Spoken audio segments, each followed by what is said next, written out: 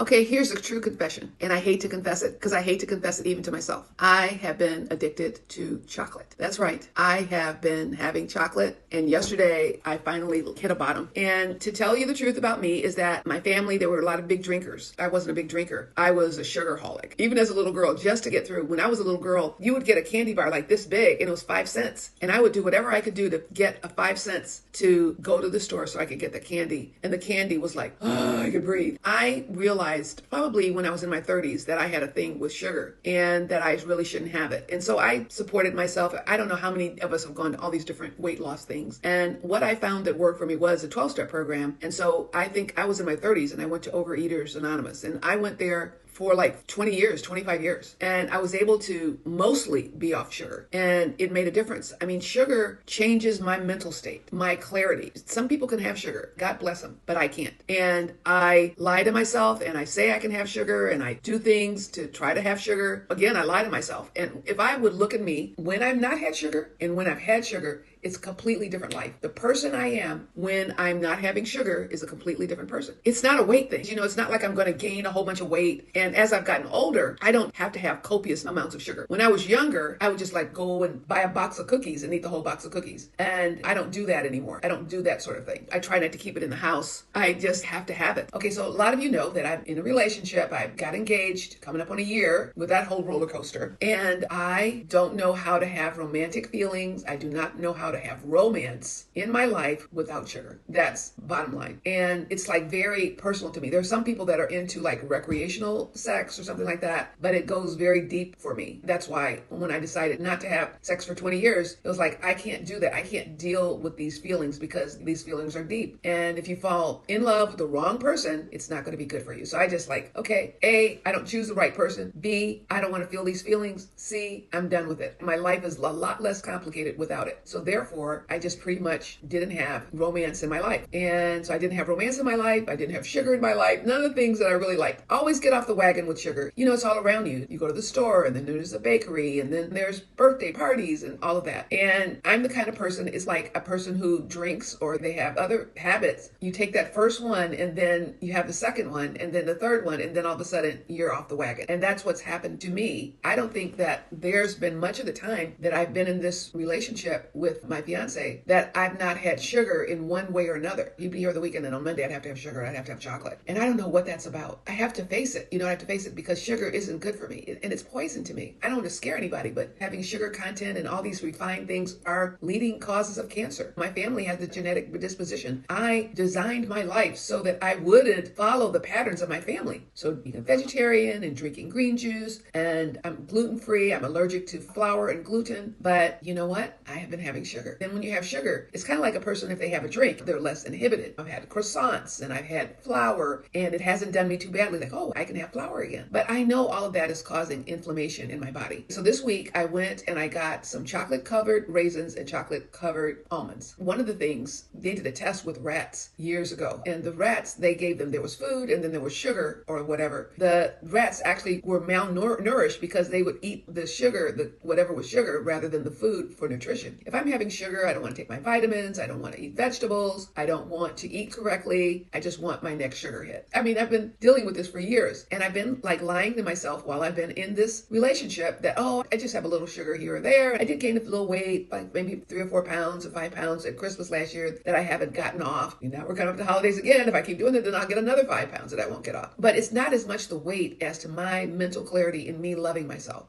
And I have to love myself not to have sugar. I have a big financial goal. I have a lot of things that are in front of me. I am older. I need to be even more concerned about my health. And I'm looking and I'm thinking about all the things that I've done all the years, and I've been very lax. And I've been very lax with my dental, going to the dentist, all these things that when I'm clear of mind, and I'm a pretty disciplined, I have been exercising, I go to Pilates, I do all these things. I'm telling on myself. And I know a lot of you may think that, well, you're pretty fanatical. You're a vegetarian. I don't drink. But I will tell you that you know who your best self is. And I know my best self is me not having chocolate and me not having sugar. My best self is me not having gluten and flour. Yesterday, I didn't want to eat dinner. I wanted to just have chocolate all day. This morning, I knew there was a support group that helped me get off of sugar in the past. So I called that number this morning and I talked with someone. Today is a day that I'm not on sugar. I haven't had sugar today. And I threw away the sugar that I had. So I will kind of share my journey with you as I go through this. I am back walking. I was walking before my Pilates class and I was doing things like that. So I really want to say that it's up to me to love me and be my best self. And I'm going to share my journey with you. Please subscribe and share my journey.